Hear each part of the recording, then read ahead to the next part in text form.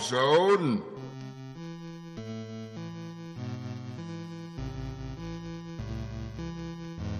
The Empire strikes back with multiple laser attack, Decepticon infiltration, stealing information, tapping communication with Recordicons, target massive sound wave stereo. I don't believe in a no-win scenario for an epic adventure, no retreat, no surrender. Cleaning up the city with Mayor Mike Hagar, clashing with the Foot Clan in the shadows of the streetlights, spotlights, bright lights, and if you got a new pet, don't feed him after midnight. Cruising on our bicycles, we never say die. From the attic to the basement, uncovering the secrets with the power bracelet. Ryu and Ken style, kicking it on the pavement. 88 miles per hour, we at a time. Meanwhile, at Warp Zone. Hello, everybody, and welcome back to Meanwhile at Warp Zone. As always, I'm Carrie, and we have Scott with us as always as well. What's up? And then today we have some specially selected guest hosts. We have Nick. Hey, this is Nick El Punisher. I would just like to clarify, it's a different Nick from our last podcast. He's El Punisher. El Punisher. He clarified it, but I just wanted to make sure. Go ahead. And we have communities as El Punisher. Yeah, we can do that. And we also have Dave. Hi, everybody. And the reason that these two gentlemen were selected because of the circle of friends that I roll with, these are probably my two biggest Marvel guys that I know. And that's what we'll be talking about today is, Marvel goodness. I know it's a pretty broad topic. You've got movies and toys and cartoons and comics and 10,000 other products you can buy emblazoned with Wolverine, Magneto, and the like.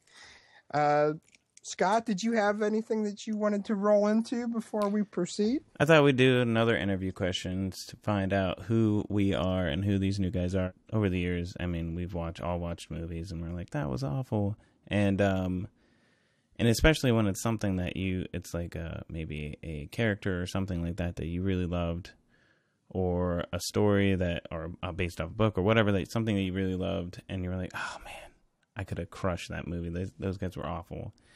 And so I thought, what better thing to choose other than saying, what movie could you have done better?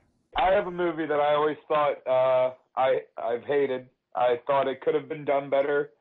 It could have been portrayed better, and it's comic book related. It's League of Extraordinary Gentlemen. It did not follow Alan Moore's book whatsoever. It was almost like it was its own story, and I always felt like that movie, if it was done the way Alan Moore's book was done, it would have had a bigger following. More people would have seen it. There may have been more to come with the movies from that. So that, and I never liked the way they tweaked the characters to not follow what they were in the book. So I've never actually read the books, and I have watched the movie, and I know it's not a well-received movie. I know most people don't like it. I thought it was an okay movie, but I have no basis of the source material. I have never read any of it, and it's something I should probably go back and check out because I love Watchmen, and I definitely I definitely could see where it could have been improved. There was a lot of cheesiness to it too. I tried to because I watched the movie and I tried to read the books, and I don't know. I'm such a wuss when it comes to like series comic books because I'm just like I can't stay around for this. Like it has to and even comics that I love, I'm like, I can't do this anymore. Like Walking Dead and stuff, I just can't. I don't know. But Alan Moore is kind of an acquired taste. You have to kind of read ahead almost. Like you have to just kind of push through the beginning. Yeah. You have to get through it to actually get to the good stuff. All that preamble. Yeah, and I mean, there's just so many things in the book that were missing in the movie that really could have made the movie better. And surprisingly enough, Carrie, there was sodomy in the book. Oh my! I was it to talking Alan before the show started because I told them that there was a upcoming show that the topic we didn't want to have as much dirty stuff said in because of what the topic was, and I said that I'm going to have to get all my sodomy talk out ahead of time because I think I think I referenced it like 10 times last podcast. Sometimes you gotta talk We about. had to beat the record. So. Yeah. You gotta But do no, it. Alan Moore, he's kind of a more serious writer, and with Watchmen and with V, they followed it fairly well, but just League, they screwed it up hardcore on that, and I couldn't get into the movie at all from the start. It really just threw me off. So. Do you blame Sean Connery? No, I don't blame Sean That's Connery. good. I love Sean Connery as an actor. No, Poor Sean Connery. I love Sean Connery. Yeah, I did. No, it's terrible that movie turned out that way. Yeah, All right. and I read a lot of like Alan Moore, but I don't know, like it was just tough for me. What about you, Carrie? I think can I go with a franchise or Sure. do I have to Sure. pick an intro? I'm going to go with the Transformers movies. Mm, yeah. Oh man. And Yeah. I know that's a pretty big cop-out, but I mean, who doesn't complain about doing something better with a Michael Bay movie? Uh, Carrie always picks the cop out, like I do pick the cop-out a lot. it's like the doy. But I mean, in my defense, I am a big Transformers guy, and I mean, I know it seems like the cop-out, but the thing to me was I was like, what's something that I watched? Like, these guys are talking about this comic book they enjoyed, and then, oh my, I get to watch this in another medium now. I hope I enjoy it. I mean, Yeah. that's kind of what happened with me in Transformers. It's like, uh-oh, somebody Yeah. shit in my face at the movie theater. Not this time, Carrie. Not this time. Yeah. And I mean, the reality of it is, I mean, it wouldn't even be that difficult to do a better job. It's No, just really kind of not. like, it just got a different appeal. You know what I mean? Like, I didn't really want my Optimus Prime to have like flames painted on him, and you know, Lips. like you could have modernized it to a degree without just making it kind of silly too. At the same time, Yeah. I know at the time, and this is my guesstimation of it at least. I know at the time they were putting out all these humongous, outrageous render times that they had to do for the CGI scenes. Like, oh, every second that the Transformers are on screen, that took 3 days to render. You know what I mean? Like, they're talking about seconds. You know what I mean? Yeah. Oh, that 1 second took, 8 machines, 3 days to render that. And it's just like, okay, maybe we should have just reeled that back a little bit so we could have the Transformers in more than like 20% of the movie. Because that was my big That beef was a big like, thing. there's so much human, Too stuff much. going on. There's too much. I don't give a Too crap much about shy. Shia LaBeouf. Too I much mean, shy. I don't give a crap about what he's doing. I think I enjoy his parents more as characters than him. Mm-hmm. Yeah. God knows my sisters do. Oh my goodness.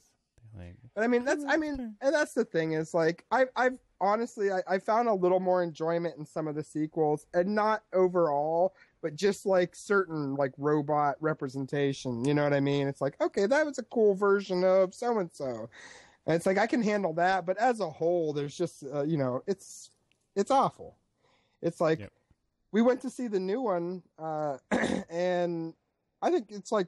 I've checked my watch. It's like we've been here for 2 hours and I have yet to see a Dinobot. You know what I mean? It's like I thought that was like the big sell for this movie. they're on the poster.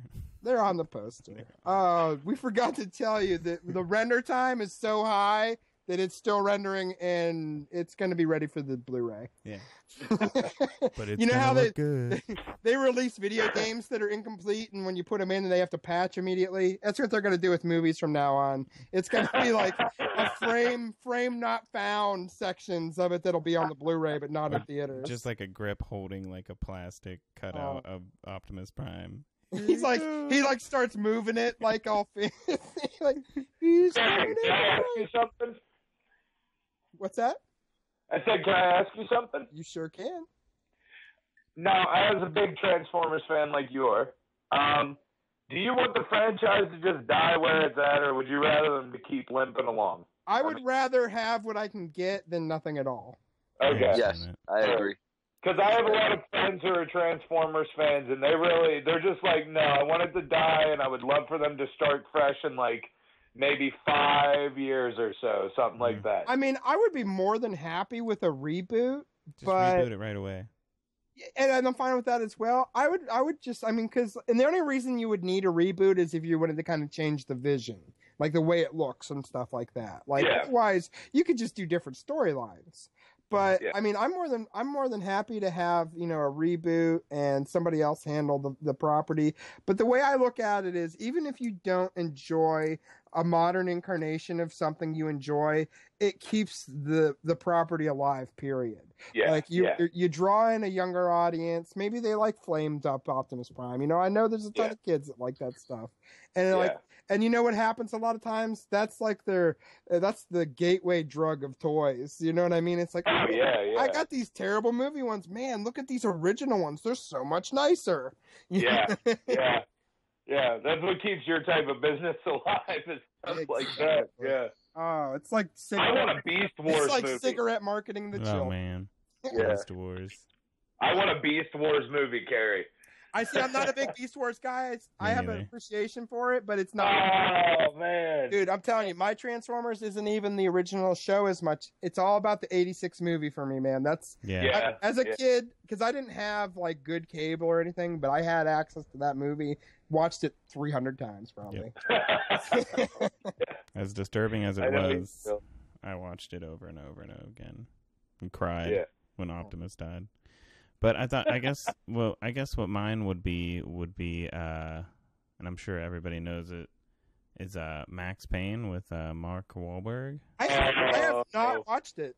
Oh my gosh, it's just, I mean, I loved Max Payne the game. Like it was a pretty brutal game at the time, it was especially brutal, and it was fun. You know, for where it was, you know, the slowdown and stuff like that. But the story was like super good, right? And like the dialogue was ridiculously good, and his like, you know, in his mind banter, it was just amazing. And it is like there's no comparison. Like there's nothing. Wasn't there like even like supernatural stuff in the movie? I've never watched it, but from what I've seen, there was like some kind of angel in one of the like scenes. Yeah, there's like hallucinations with drugs and stuff like that. There was that, but in the game, but he never like took it, and there wasn't any like you never saw the angels, but it was kind of funny like that part where he's like.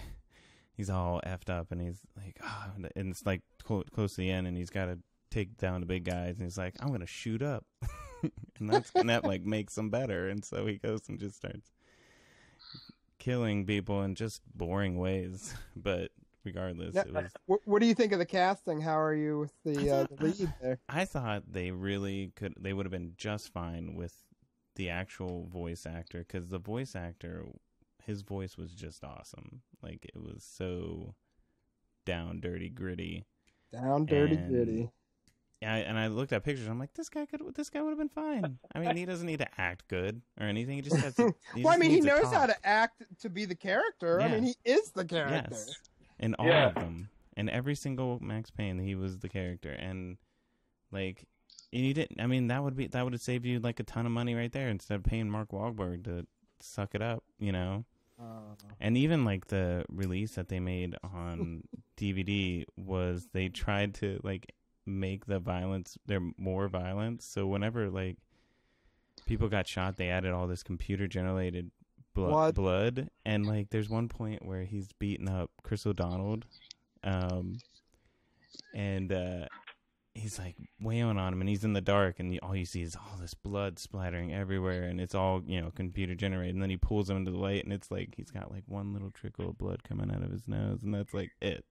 I'm like, this has just gotten awful. So that's mine. Yeah, I never watched the Max Payne movie, so I don't know. Don't. Like they couldn't even promote it well enough for me to think it was going to be good. It was abysmal. And I just thought it would have been the best thing in the world. Yeah, my bootleg guy knocked on the door one day, and I'm looking through the movies, and I'm like, Max Payne, they made a movie, and I didn't even know about it. I think I watched half of it and shut it off. I mean, yeah, it was I didn't even know. Yeah, it's bad. I had no clue. Who It's is not it? glad I didn't watch It's not it now. worth remembering. It's not worth remembering. It's bad. That's terrible. It hurts my Maybe feelings. I should shoot up and watch it. Yeah, that's it. That's what the director was doing. It's got to be something. This is great. This is what's gonna save him at the end. Awesome. This is what's gonna be his savior. He's gonna shoot up, and then he's gonna be like super. It's gonna be great. Captain America. He's gonna be a super soldier. Yeah, that's all it takes. Kids, there's All right, your Nicholas. message. Who's next? What's your movie that you will be? I wouldn't know where to start. I mean, Oh God. Superman, Daredevil, Elektra, Punisher, Mm. and Spider-Man. I mean, God. I mean, I'm more of a Marvel guy, but they've let Superman down so bad over the years. Yeah, I can't. Like they I mean, just I don't- butcher the storyline Oh and yeah. It's boring. ridiculous stuff, and just like this is the beginning. Seconds later, this is 30 years later. First scene, Jonathan Kent's dead. I mean, let him be in the movie a little bit, just a little bit. You know, With- kill him off right away. Tornado carries him away in the new one. Like in the beginning of the movie, I mean, he's a key character. He raised him. Yeah. I mean, he was even in his life later. I know he died at one point in the comics, but okay, later. He was killed like right away in the beginning of the movie. Like we don't it's need just- him no more. Yeah. Yeah, forget about that guy. Some win. He's gone. And then I mean, he could have saved him, but to hide a secret, he didn't, which is in a way is understandable. But was Superman really gonna let his father die? It was hard I mean, to swallow. That was definitely. I mean, Yeah. It was a little This hard. one- Like I understood, but it was hard to swallow. That whole movie was hard to swallow. that was horrible. And as much as I would like to talk about Daredevil and Elektra because they were horrible, and I they don't mind Daredevil. I don't mind. Yeah, it well- either. I don't mind. And I like You Man may Scale. be the only person in history who said that, Carrie. I'm saying it right now too. You guys can witch hunt me all you want. Daredevil was bad. It wasn't the worst thing on earth. Daredevil was bad. Elektra was horrible. Here's the thing for me, and this is my argument for Daredevil. At the time Daredevil came out, I felt like it was the best superhero movie we have ever received. It's true. Like up until that yeah. point. Up until that point. I mean, you're Yeah, talking nothing. some really bad predecessors prior to that. Yeah, I gotta give that to you. Yeah, you It was might. So not when that right. movie came out, I was like, damn, that was almost like a real movie. It wasn't like some dude dressed up in his pajamas on, somebody's camera in the backyard. It was almost like they put effort into it. Well, I know The mo- everybody hates it, Nick. I'm just like the only one that defends it half the time. no, the movie that I don't think they did the worst job on. I actually think they did an okay job on, but it still bothers me. Oh, it could be a lot better. This Oh, yeah. goofy. It's Spider-Man. Oh, Spider-Man. Oh yes. Because Which I love one? Spider-Man so much. All of them. I mean, All of them, even the new ones. well, no, okay, they were all entertaining to watch except for maybe 3. They were all Nobody and likes 3. Yeah, 3 was awesome. the new ones weren't bad at all. I mean, I see. This is the thing with me. I will enjoy every movie that's put out there because a character we love is out there. Right. Because bringing his name, his image, him back to the light. They're trying to rekindle it, relight it, bringing back the fans. So anytime they make a Marvel, especially a Marvel and or maybe a DC or comic movie, I will go and watch it. Yeah. Even if it's garbage, I will either have it on bootleg or DVD, and it could be garbage. Just Yeah. because put our characters out there, I will show love and support. As horrible as it was, I might even watch it a second or third time to give it Mm. another chance. Because just the simple fact that we got them, Yeah. because it's better than nothing. Hey, It's I'll better. admit I've watched Ghost Rider more than once. So I've never what's seen that that. saying right there? Oh, Yeah. Nicolas Cage, why? Why Nicolas Cage? and I like Nick. I like Nicolas Cage. I do. But he I doesn't enjoyed belong many being movies somebody. over the years, but not as Ghost Rider. I mean, God, my fat ass probably could have did a better job. Like, I kind of prefer that they. I mean, I think that I almost rather have them not pick as big as stars as some of the ones they pick because yeah, they it's pick hard nobody. because that star kind of like sometimes overshadows the character. You know what I mean? You can't be like, I'm like, okay, that's not Lex Luthor, that's Kevin Spacey, and he's actually did I really think this guy was a good actor? Because he's a terrible fucking Lex Luthor. I was like, really? This is the cheesiest Lex Luthor. No, my thing is, I'm seen. one of those. I'm not the guys that get full of the rage. I do get disappointed and a little angry. There's guys out there who get like they're so I don't know how they don't turn green and flip over cars, knock down buildings. But I do prefer that they keep more to the origins, a little more. Right on. Well, here's the thing though, like I get tired of Origins though too, because it's like every time there's a reboot, we got a reorigin. No, but there's a wrong way. I feel like we could just. I feel like with most comic books, we could just start. You know, just don't. Why do we need? You know, I think that they're going to get to a point where it's like, okay, we know who the fuck Spider-Man is and where he came from. Can we do Maximum Carnage already? Yes. Yeah, but I'll be happy with one accurate origin is fine, and then from now on, do whatever you want to do. Right on. Just do whatever you want to do. You know what I mean? But I mean, I don't know. They're always trying to reinvent the origin and just go a different way. Yeah. Go a different. Like the bullet to Xavier's back in X-Men. I didn't That's not how it happened. That was kind of stupid. They do that a lot, and what's so weird is like it's almost like a lot of times then they'll go back to the comics and muddy up the continuity of the comics because it's something they do in a movie. Oh, so many times. Yeah. I have a lot of like facts that I'm going to be reading off at the end of the podcast about that, and it's nuts. Like how often they do that.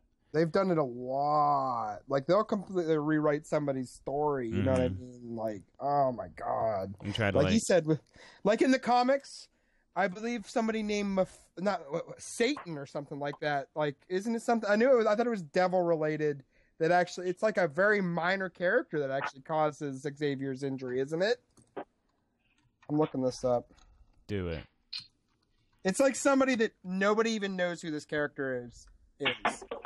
You're talking about Mephisto? I thought it was Mephisto, but it's not the modern Mephisto in Marvel Comics.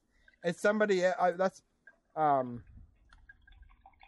I said, it's somebody that I didn't even know. Like whenever I came, Lucifer. Yeah.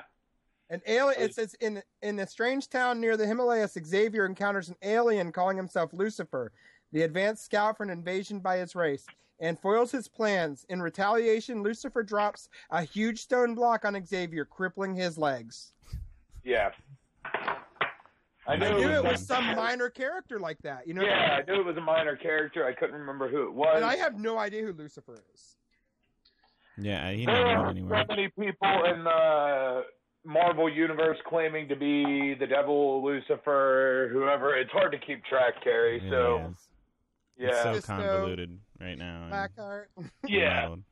So I know we've covered a lot of Marvel movies in our other podcasts and already so far on this one, but so I thought we would cover some of the upcoming ones. I mean, God, they have the wave of movies coming out mapped out pretty far ahead, and stuff's always getting leaked. I mean, we know what's around the corner to a good degree, so I thought that would be a cool thing for us to talk about now. I mean, gentlemen, before somebody like comes to my house and sets me on fire for not realizing off the top of my head what is the next Marvel movie. I know one of you knows. Avengers 2. Avengers Age of Ultron. Yeah. Okay, that's why that was my assumption. Is Ant-Man, is that DC or is that Marvel? Ant-Man is Marvel. Ant-Man is Marvel. Oh, wow. Bite your tongue, Scott. To be fair, I honestly don't He's know which way obscure. they're going with Ant-Man. I'm actually kind of confused what direction. I'm really they confused have. also. I am so disappointed with Ant-Man already, and I haven't even seen the movie. I'm not normally one of those types of people, but I'm just. Isn't, I don't feel is good Paul about Rudd Paul playing Rudd him? being in it for some reason. Is Paul I don't know Rudd why. there? No. I just don't know why Martin Sheen is telling the guy who has the technology for Ant-Man, yeah, I need you to be Ant-Man for me. Yeah. I thought Pym was the original creator of the Yes, technology. did I. The Martin conflict. Sheen. It's Michael Douglas playing Ant-Man. Oh, it's not Martin Sheen? I thought it was Martin Sheen. No, it's No, Michael it's Douglas. Michael Douglas. Michael Douglas is playing Hank Pym, which angers me. They're not even starting with the Hank Pym story. They're starting Yeah, with they Scott should start Lang. with Hank Yeah, that's Pym. pretty late. That's why I didn't understand it. And who's the actor playing the new Ant-Man? I don't Paul I don't Rudd, know. right? Paul Rudd. Yeah. Yeah, the guy from Hangover is Yeah. playing Scott Lang, That's and him? Janet, Hank Pym's wife, is dead, so we won't see her in the Marvel universe at any point in time, Okay, which well, angers me. I'd like to start by saying that Marvel was smart, and I do give them props, because what they have been doing to us in comic books for years and forcing us to buy other issues and run into other stories of other universes to stay with a current issue or story or a character that we already love, to incorporate that into the movies after all these years, because you always got like a little hint at the end, like to be continued and showing something that all part two might come. This was something completely different, that they purposely did this to set this up and align all the characters and throw hints and Easter eggs and to align into this whole Avengers thing. And then it wasn't even that small. It was something so much bigger. And it was genius. They handled it. It was genius the way they did it. Genius, because they've done this in comics for years. And for no one ever to think to do that into the movies, and they did it. They went there. Well, the thing about it is they had the pool of characters. Like, it's a challenge for a lot of the other places because they don't necessarily have like a pool of characters like that. They had this whole world already that they just didn't have. Technically, that's how you call it, because remember, what was it, the 80s when Marvel sold off like a whole chunk of their characters to everybody? Right. I mean, they own the movie rights to them. I mean, so another Sony, anyone, Fox could have thought of this years ago. Anyone could have thought of it. You know, I mean, you have all those independent comic companies that they still own the rights to their character, or did. I mean, who owned the Max? You had Image, you had Dark Horse. I mean, there's people who have put out smaller companies, decent characters that are known that they could have set this up too. But what I was trying, my point was, what we thought what we were getting, it wasn't even close. Yeah. They have exceeded your expectations, essentially. Yeah, they have a bigger plan that we probably still think we know that we don't know. Because they're going into this galaxy thing. They're going into like higher powers and galaxies. And who knows what limits they're going to push this to. We thought, they're setting it up for Avengers. No, they're setting this thing up to all like the cosmos and all the gods and what were they called? The original gods? They have a name. Like they came before Galactus. The Titans. No. What were they? Galactus actually shows respect to certain type of gods that they were around before. Original. Like they're going into that because they tied these mini films and their TV shows into these movies. The genius of not showing Agents of S.H.I.E.L.D. for like a week or two to wait to show an episode of Agents of S.H.I.E.L.D. that technically that literally aligned the day before Captain America was released was genius with the helicarrier. Right, where they actually like have a little like tie-in to the movie. They literally tied it in the day before the movie was released. If you watch Agents of S.H.I.E.L.D. the next day Captain America came out, they tied that last episode or two into that, which was genius. And they're still doing that. They're still doing that in the shows because what they did, anyone who watches S.H.I.E.L.D., they basically started going into aliens and other races and Sky being part of some kind of other race. And they did the same thing in Guardians. Yeah. They did the same thing in Guardians. That's the only reason he was able to hold on so long at the end, because they said he was half human and half something else, and they didn't say what he was. And you know what they've been hinting at is who his father is? I don't know, but I think I didn't pick anything up, so please educate me. But I think they've hinted. I've read online they've hinted at it being the Collector. I've read that as well. Yeah. And that they were paying the guy Yondu to pick him up and bring him to the that's who how the father paid to the movie. They were like, his father. What they call his father, a dick, and then they were like, we're glad we didn't bring him to the father. Ha ha ha! He paid us to get him. Yeah, they said they said something like detrimental to his character. Yeah, like, that guy's a freak or something like that. You know what I mean? A name, a curse. But it's just I think they're gonna go like literally into all those the older stories, into the different I would love it if they came up to a storyline like we're gonna have the Infinity Gauntlet stuff come up real soon. Well, imagine if they bring on the whole Shi'ar Empire, Kree soldiers, Skrulls. If they go that deep into it, imagine the type of movies, and if they do them right. Now, does Fox own Galactus, or just the Fantastic Four? And then I think they own Galactus. That's why because I would love to see some Galactus action too. I believe that's why they couldn't put Galactus in this movie. They showed his helmet in a scene. It was an Easter egg. His helmet, when they were talking about a story, they showed his helmet in the background somewhere. I forgot because one of the Easter eggs that we're talking about online, they showed an image in the movie that it looked like his helmet, but it wasn't Galactus there, and they hinted about. Didn't they also show Beta Ray Bill, Nick? I heard rumors of that. I did not see it. I did see Howard the Duck. That was obvious. Really? Howard the Duck was obvious. I looked up the Beta Ray Bill thing. I saw some of that, which, I mean... His helmet is in the movie. Something that looks like his helmet, because I saw the images and they showed the scene, and I was like, wow, even is that in the background? When they were talking about the image when somebody tried to hold the stone the first time and they showed it in the background, the helmet, they actually, it looks just like his helmet. But I guess they couldn't say his name or put him in the movie because they don't own the rights.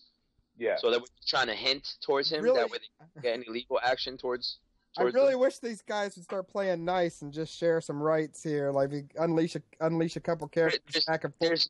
There's no reason why they couldn't come together and all profit from this. That's way these things are, just be like, hey, here's a few more characters for you to play with in your universe. Let me have those ones back. People were iffy on Guardians, but Guardians was something different, something new, and it had a lot of comedy in it. I love that. And that's what I love about it. Like I love the comedic I went into this movie not knowing what I to expect, and I know that everything wasn't on point and right to the comics, but it was I think that's why people like it so much. Yeah, well, that's what I'm saying. I'm sure Guardians beat everyone's expectations. Well, I don't think most people went in like worried too much about the source material. I don't think there's a ton of old. I mean, don't correct me if I'm wrong. I mean, I know there's people out there that probably are diehard old school Guardians of the Galaxy people. But I don't think, compared to the other ones, as many people went in, like having a preconceived notion of what they're going to see. Probably had the younger crowd, especially children. Oh, I want to see a raccoon, and this big Groot thing, tree-looking thing, and then you had the adults that somewhat knew of them or were real hardcore fans. And they're like, oh, another Marvel movie. They've been pretty good. You know, they've been pumping them out. Go see it. But when you go, it's that movie was like for kids, for adults, for everyone. There were so many jokes. All the characters were constantly making jokes. It was just such a funny movie that how could you not enjoy it? How could you not? The thing about everybody coming together and using these characters, it's so sad. Just like from reading about Marvel, it is never gonna happen. Like they are just so petty. Like every single comic book company, even including Marvel, unfortunately, is so petty about the rights and how like sneaky they are. Like they'll rush things to press just to grab the rights, and it happened over and over and over and over and over and over again. And I have like a bunch of stuff about it, but are you kind of meaning like where they kind of have an idea of something the other company was working on and they would just hurry up and publish it so that they had it's the most character? It's a lot of time it's like an existing property. Like I think one of them was Marvel Man, and Marvel rushed something out so that they could collect, because you have to like keep it in print. There was like a print contract, like if you don't publish something, it goes out. So they have to. They basically have to print this comic book, or they lose the rights. So they're basically just pumping out a comic book just to keep the rights, so nobody else can have it. Unfortunately, that also affects merchandise and action figures. You know that, right? Those contracts, right? Mm-hmm. Right. Because whenever there's a movie, they have a short time period. They're able to use the license to Diamond Select and other companies when they put out toys. When it's the movie figures, the actual movie figures, for some reason, like Spider-Man and all that, that's through Sony. There's a short window for how long they could produce those figures. And once they're out, they're not allowed to be reproduced. They're only allowed to be coincided with the movie to be current, and then they can't remake those specific movie figures. That's why a lot of the selects, that even though there's more Legends collectors than selects, well, at least in my opinion, some of those their values stay up, and because they're still hard to find because they only have so much time to produce them, because they don't own the rights. And on it says Marvel, Diamond, and Sony actually owns the rights to the Spider-Mans. That's why when they do reissue some of these, they're only allowed to reissue certain characters. And if you notice, it was never the movie characters. It was the regular Thor, the regular this, the regular that. They usually don't do the movie stuff, especially with Spider-Man and some of the other ones, because they don't. Sony owns the rights to Spider-Man. They get something with. I don't know why. I don't assume to know everything. I don't know why they do that actually with most of the movie ones. Period. Even the ones that Marvel still own. but they can't do it with the other franchise, like with Sony, like Spider-Man stuff. They can't re-put them out. So I don't know why there's such a short window on the movie figures. Period. The licensing, and especially the figures that they don't own anymore. But I guess because of the movie, there's some kind of loophole or some stipulation. But there's money to be made. Yeah, it's better making a peace with the other company that you hate than making nothing. Yeah, I hear you, but give them they want. Has anybody read about how Quicksilver can be, just to kind of segue into another upcoming movie? He's allowed in both universes. Because they're gonna make no mention, as long as they don't say that he's not a mutant. Yes. Exactly. It is disturbing. Yeah.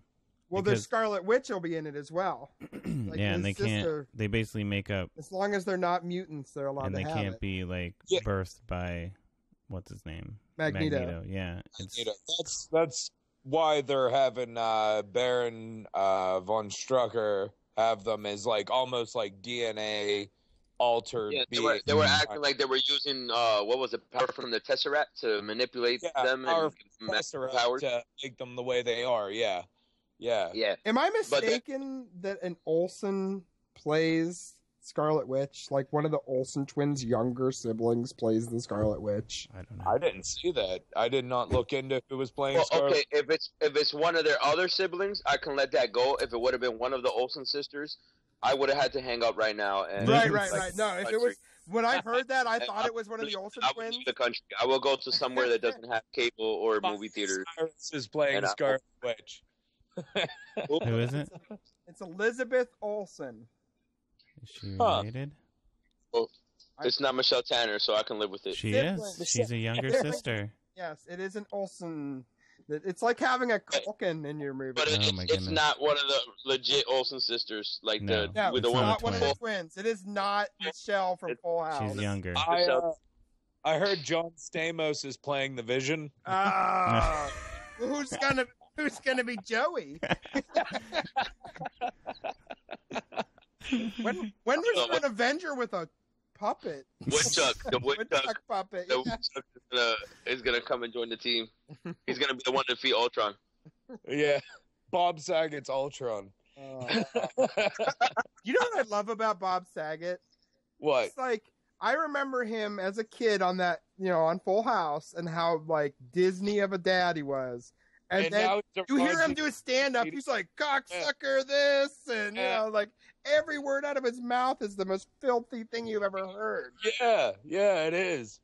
It's great. I didn't know that until about 2 months ago whenever I heard stand done by him. Yes, his comedy's always been like that, and yet they pick him to be the real-life Flanders, basically. That's crazy. I don't understand it. It's like, it was between him and Andrew Dice Clay, and he just kind of, he didn't actually rape one of the girls while he was auditioning.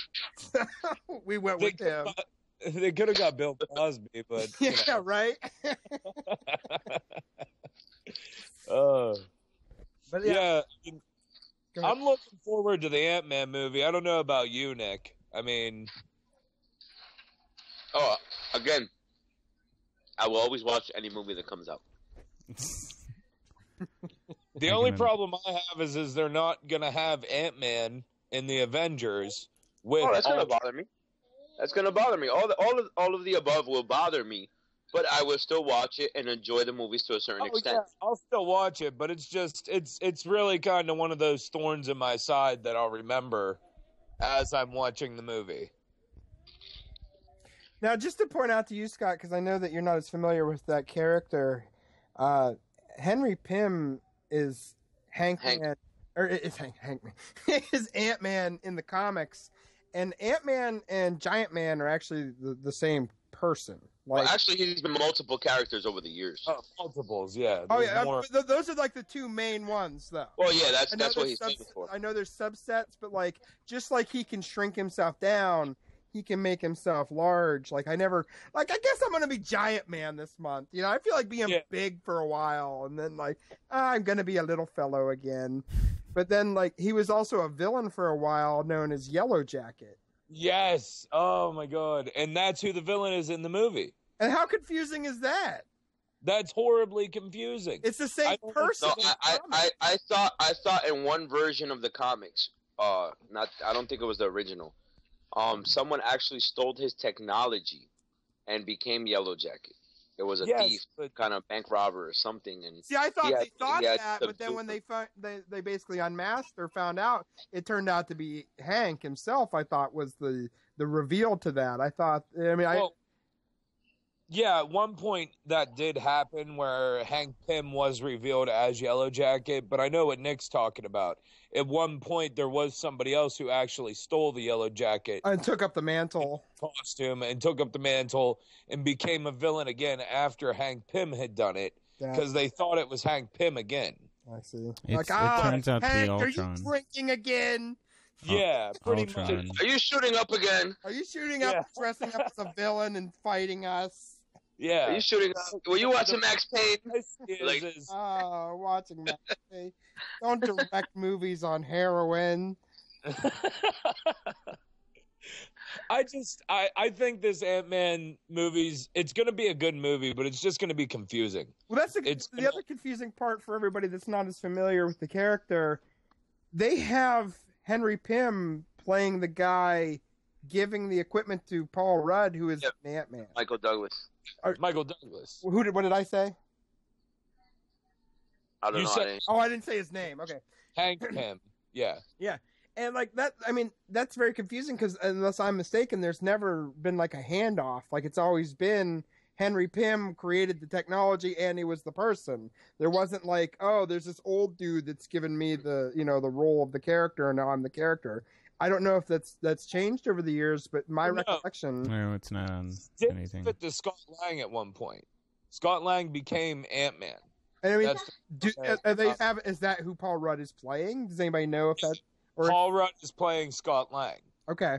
But the thing is it almost messes up the continuity of the Marvel Universe because when the Avengers become a team, Hank Pym is supposed to be there. Well, isn't he also a younger man than they have him being portrayed? He's a young man. He's supposed to be there, and he's the one who creates Ultron, who they're battling in the Avengers movie. Instead, they're having it be... because in the original story, wasn't it Hank Pym who created Ultron?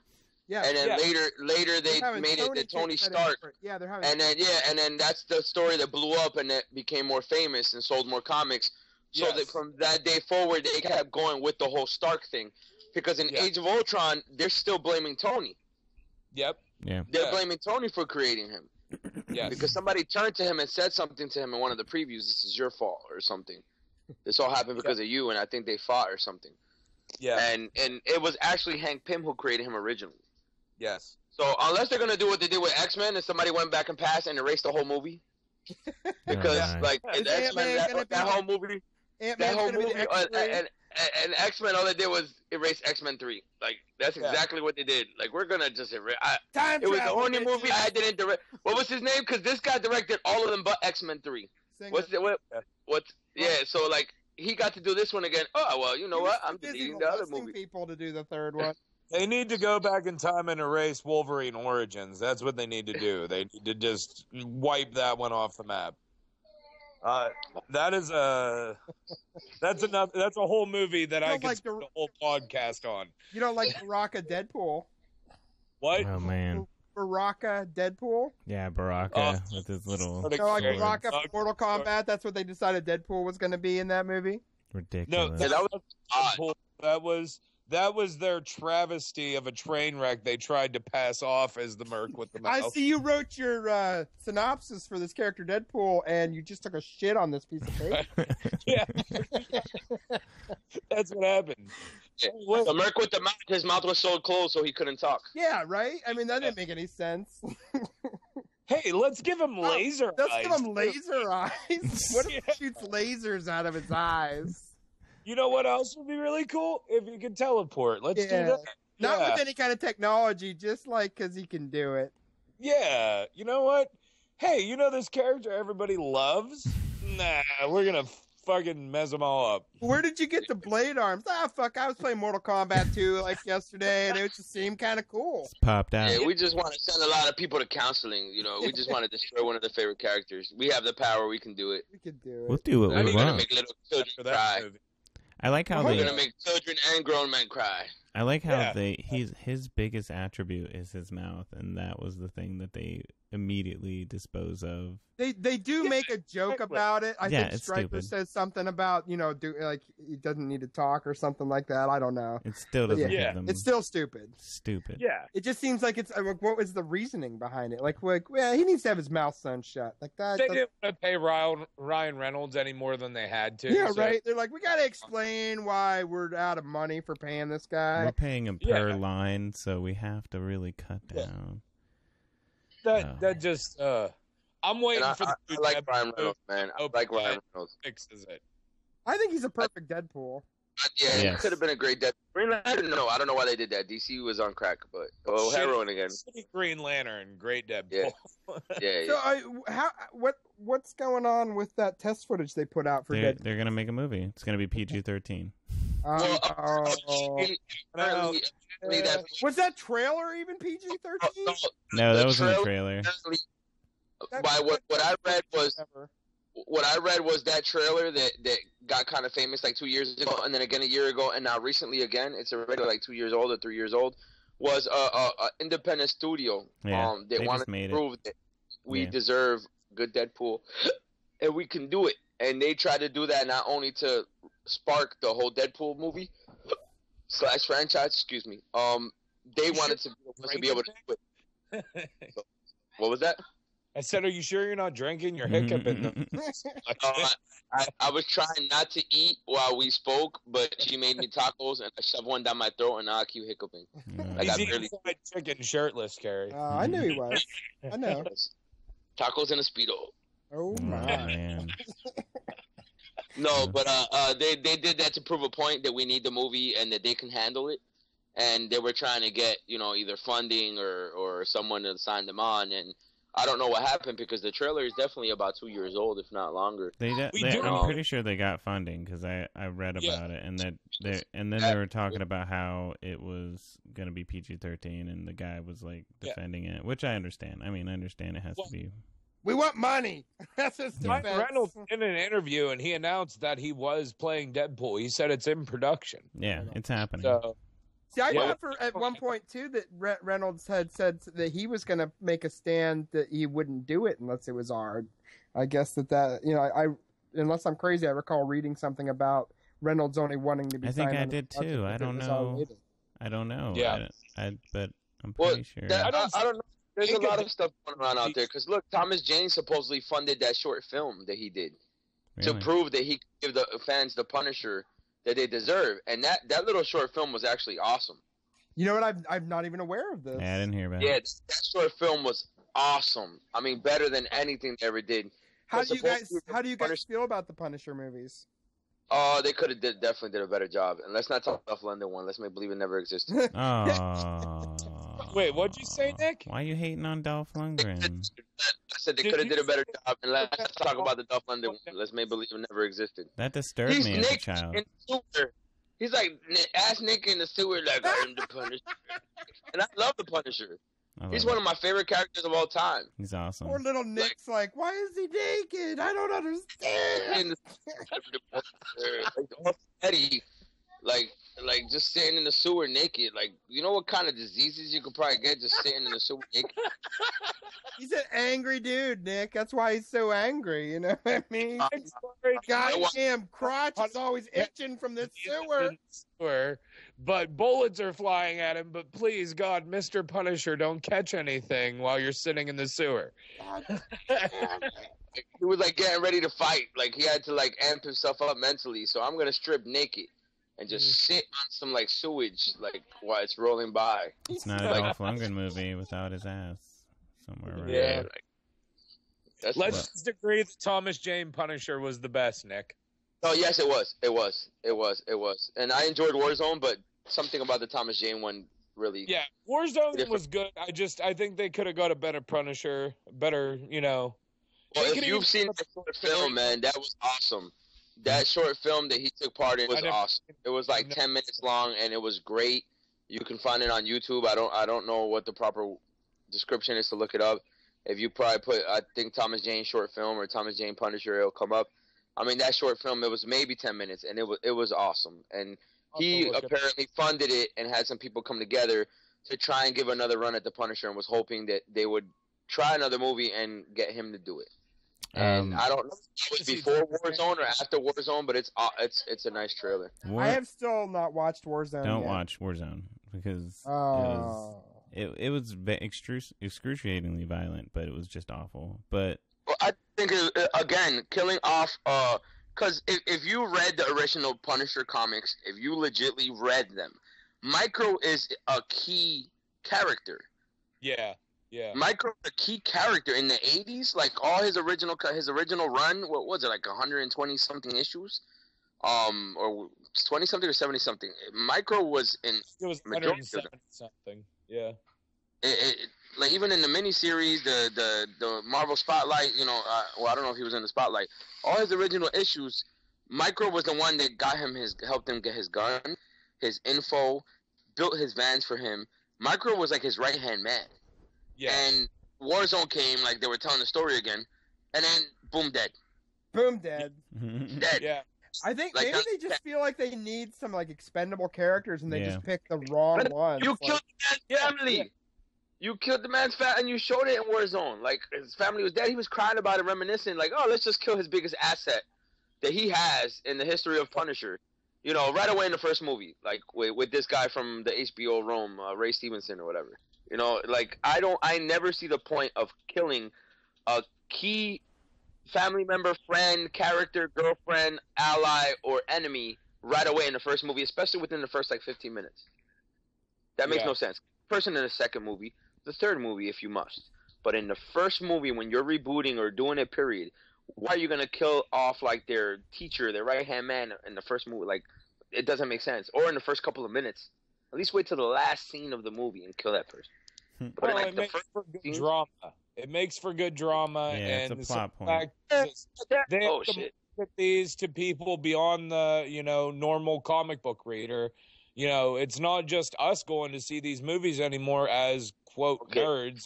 The people have the money they put out for their writers and their talented artists. They could not create any other type of drama and wait at least to the end of the movie to kill a character.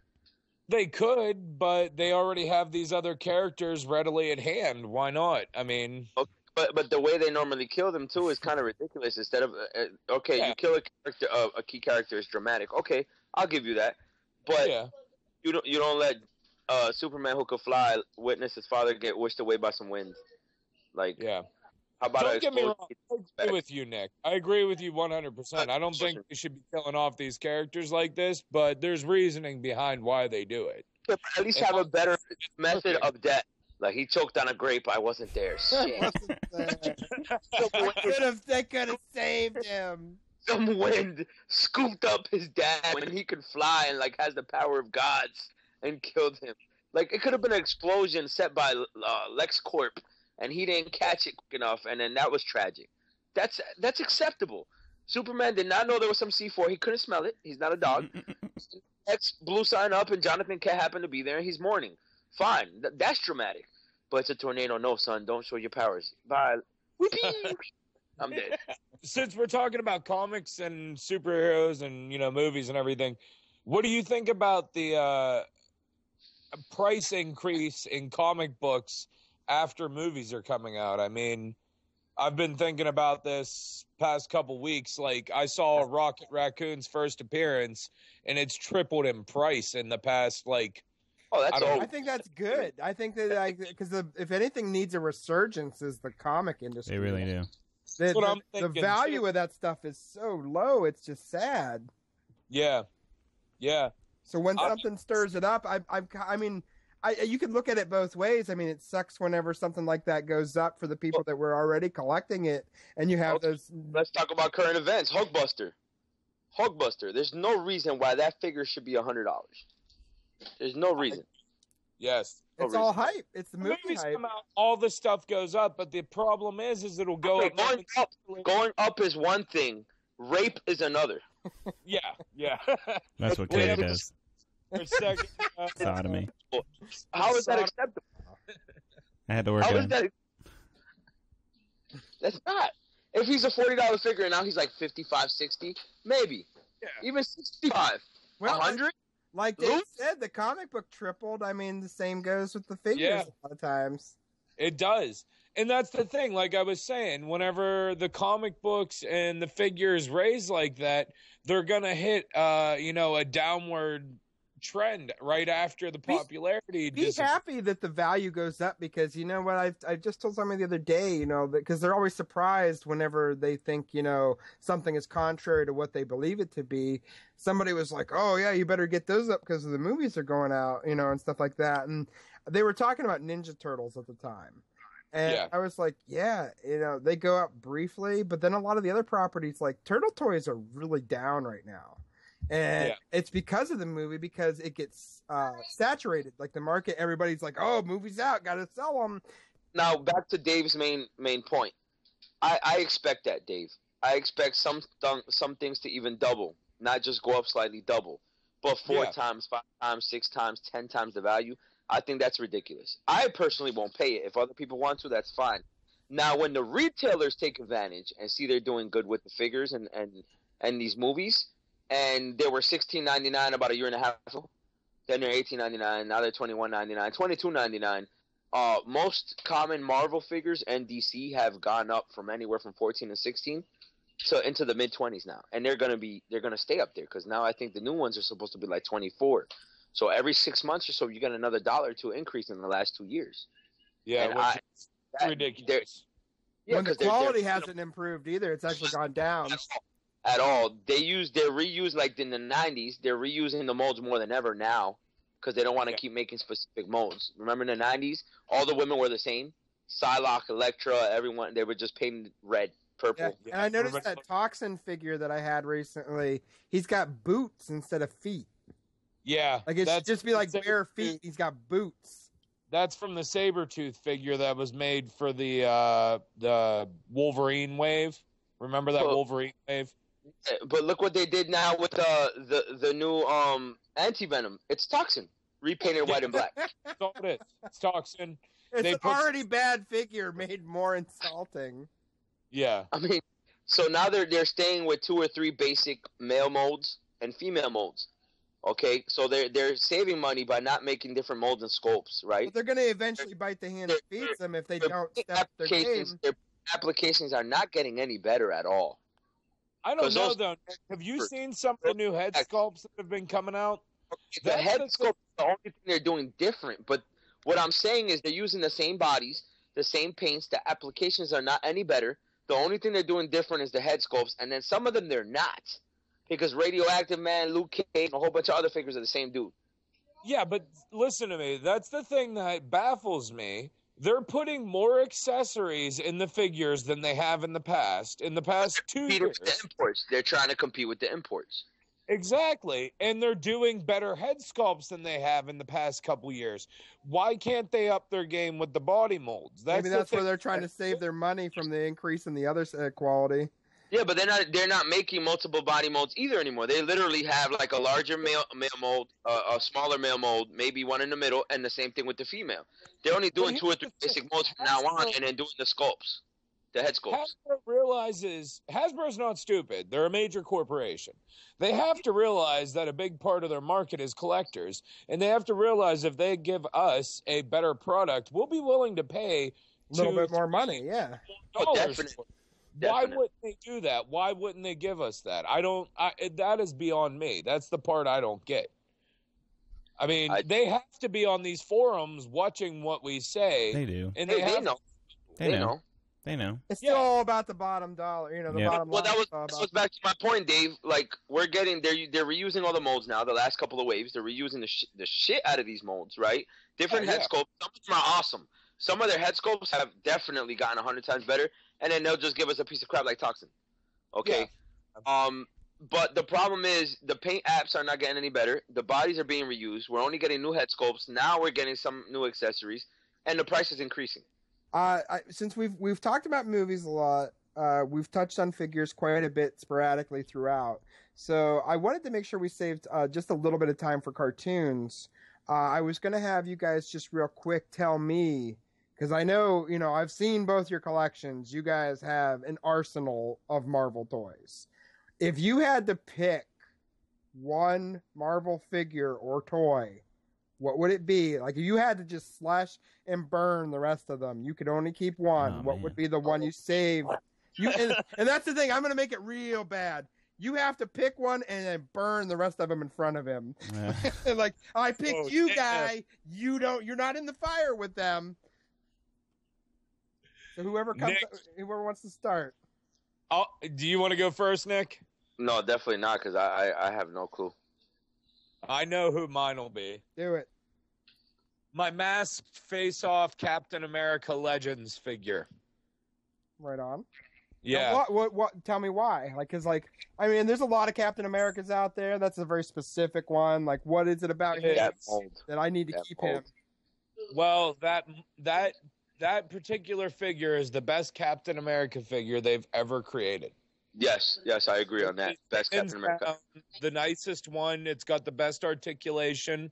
It's got the best paint apps. And to me, it actually, it kind of, not only is it the nicest, best looking figure I have of all of my figures, that is the first figure I ever bought for Legends. Right on.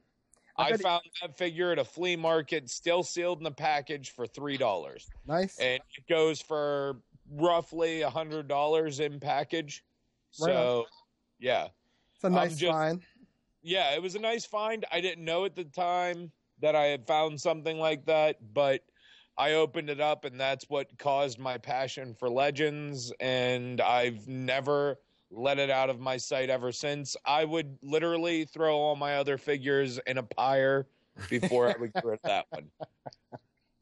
And then you'd snuggle them and say, "It's just you and me, Cap." It's me. me. Take your mask off. It's the world, Cap. I'm probably going to be judged by a lot of people with what I'm going to say, but I don't care. Long shot. No.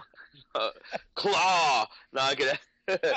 No, honestly, there's so many figures I love. I couldn't pick a figure that I can honestly say from my heart I love so much that'd be the one.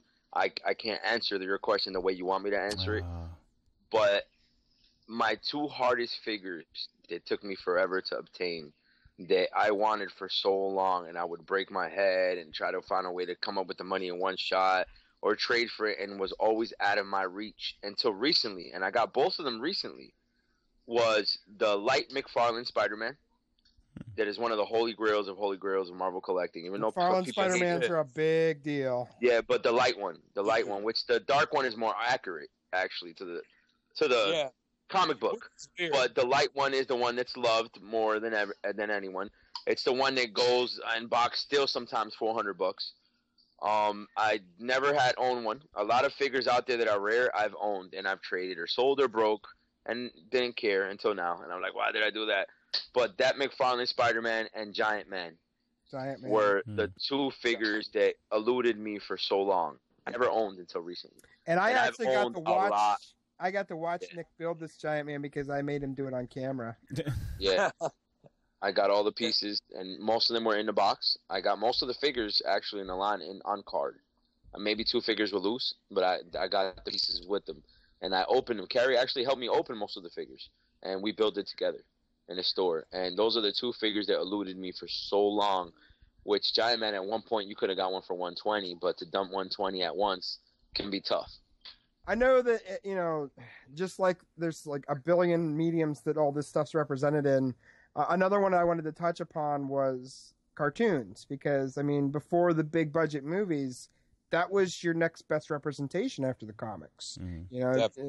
And they had a lot of bad ones back in the day. And when I say bad, they were probably good for the era. But, when I was a kid, and I'm going to mention one that's not Marvel just to throw it out there, because the ones that stand out the most to me when it's like, okay, now we have real comic book real comic book cartoons. It's going to have to be X-Men animated series, Spider-Man animated series, Batman animated series.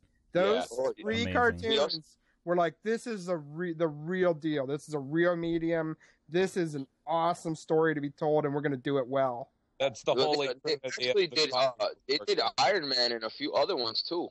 And they did, Yeah. but they didn't. They just weren't up to the par with They the weren't other they ones. weren't. good. They Yeah. were okay. There was some okay stuff in those, but these ones were just, they were head and shoulders above the rest of them. Oh yeah, no, they definitely were. And there was like The as far as like the cartoons and stuff like that, they actually impacted the comic books a lot. There was one Oh, for thing sure. I'm trying to find it. It's it was some part of some character or something that they were gonna have in the actual cartoon itself, and then the Marvel like rushed it to print, so it would go out before the actual like cartoon put it out. So it was like they were what a lot of people don't know is well, some people know part of what I'm gonna say is Marvel decided to reboot majority of their mainstream characters in like I would like to say between 88 to like 92. In 91, I believe it was 91, they rebooted Spider-Man and a few other key characters. They did one or two other guys in like 88, 89, and a few guys into like 92, 93. A lot of Marvel characters were created when they rebooted the comics in the early 90s. Multiple good guys and villains were created. I mean, Venom was created, what was that, 89? Something like that. yeah. In like 98, 99, and 300, issue 300, it was like partial boxes. It was Carnage like the created. start of a new generation of characters, for sure. Carnage was created. Same thing with Batman. Harley Quinn wasn't Yeah. created in, was it 88 or 91 or around that era too? It was created for that series. It was too, for the the animated Batman series. Yeah, it was 90s. Yeah, right before these cartoons, they wanted to reboot their characters. DC started. Marvel, of course, did it. I don't want to say DC's always biting off Marvel, but every time Marvel does a reboot, they happen to just, unless they catch wind of it and Marvel rushes to do it first, usually Marvel does it, DC follows right away. So who knows what the reason is behind there? Somebody trying to beat someone to it. Yeah. But they started doing it too into the 90s, and we got a lot of decent DC characters. But in those shows was like we got characters that was just awesome that were just created, and it happened to like coincide more or less in the same time frame where we got a new character in the comics, and then the characters were jumping into other people's comics, and were from Amazing Spider-Man to Web of, like the whole Carnage thing. The whole Carnage thing when he was like through San Francisco and rampaging, he jumped back and forth between like Web of, Amazing, Spectacular, and you had to buy all them issues even if you didn't read it. Yeah, it was like crazy. they were doing that hard, and it was cool. I mean, look at Hobgoblin. Hobgoblin wasn't created until that era, and he was part of that whole generation that came out of those cartoons and that reboot. And I was going to say, too, is like, Nick was talking about how all that stuff changed around that same time period.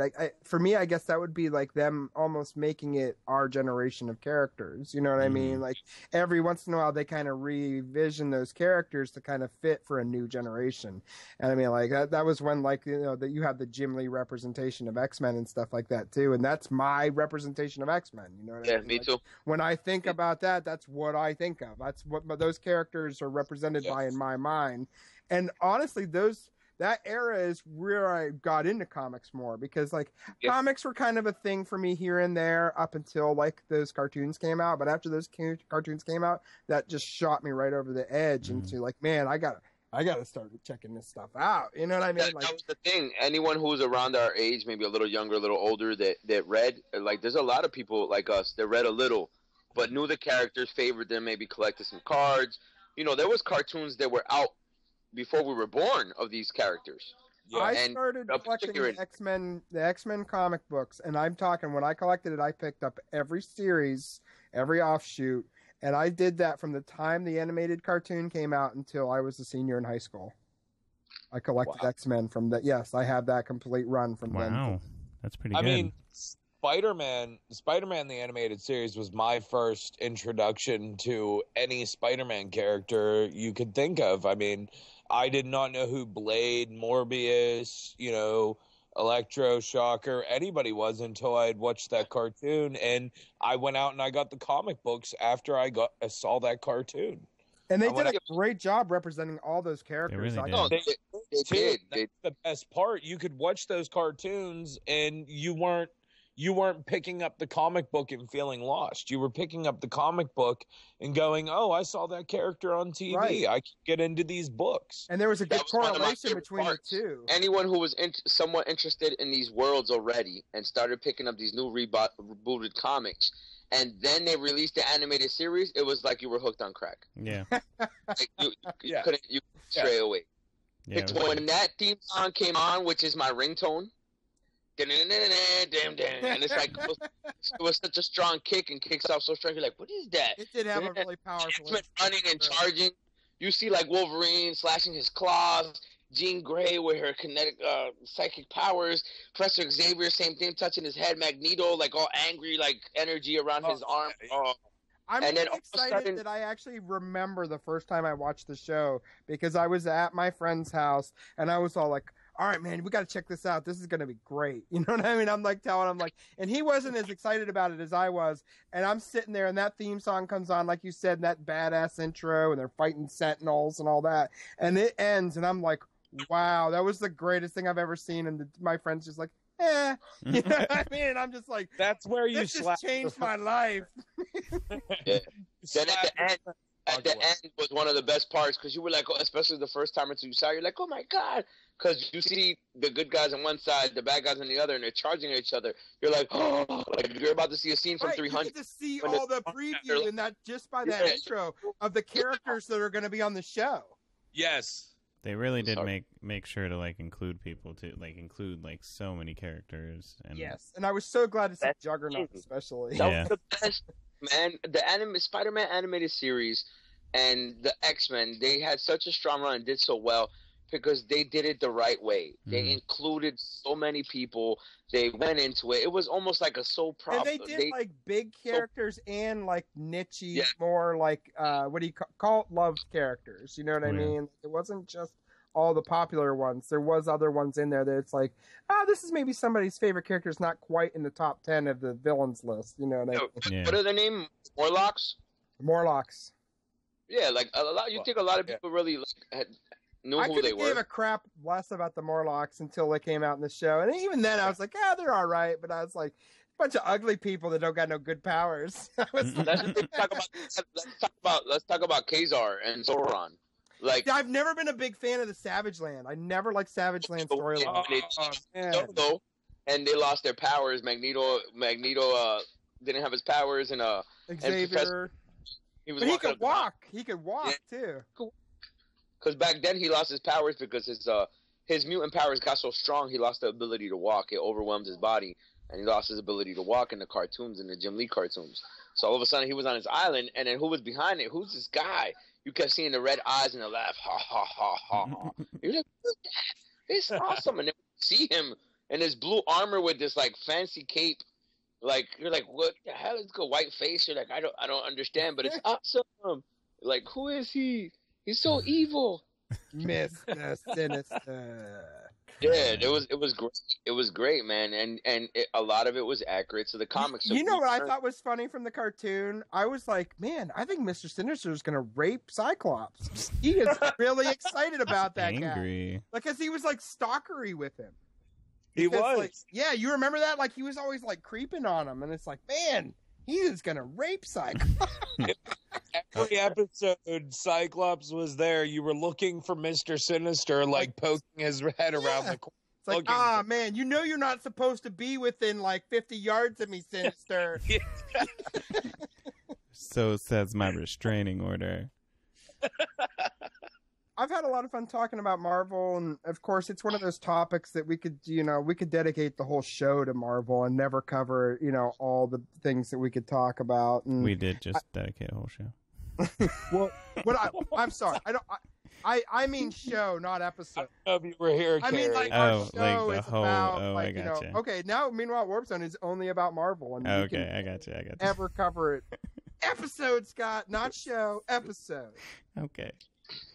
Continue.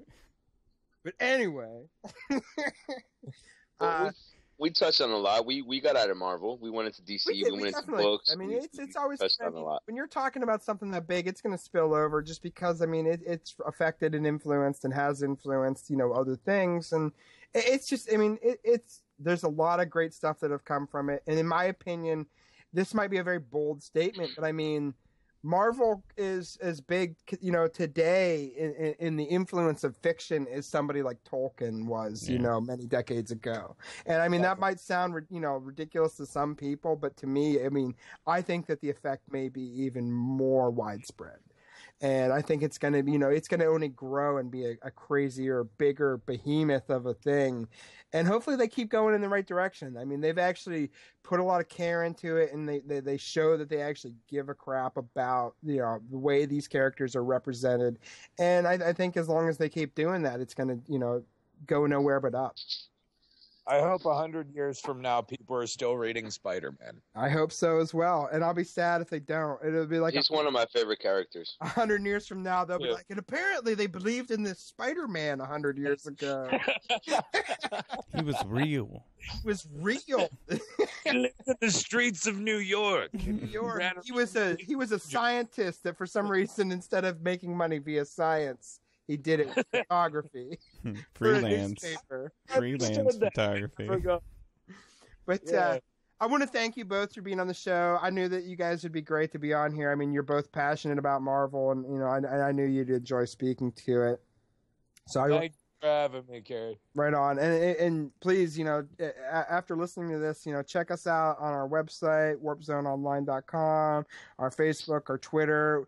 Once this episode has been published, it'll be put up on iTunes and YouTube. And, you know, just come check us out and, you know, have fun with us. And, you know, we're going to try to talk about cool stuff, and hopefully you're, you know, come and listen to it. Goodbye, everyone. Bye, everybody. Bye. Have a good night, guys. Have a good one, guys. The Empire strikes back with multiple laser attack, Decepticon infiltration, stealing information, tapping communications with Recordicons, target massive sound wave stereo. I don't believe in a no-win scenario for an epic adventure, no retreat, no surrender. Cleaning up the city with Mayor Mike Hagar, clashing with the Foot Clan in the shadows of the streetlights, spotlights, bright lights, and if you got a new pet, don't feed him after midnight. Cruising on our bicycles, we never say die. From the attic to the basement, uncovering the secrets with the power bracelet. Ryu and Ken style, kicking it on the pavement. 88 miles per hour, we out of time. Meanwhile, at Warp Zone.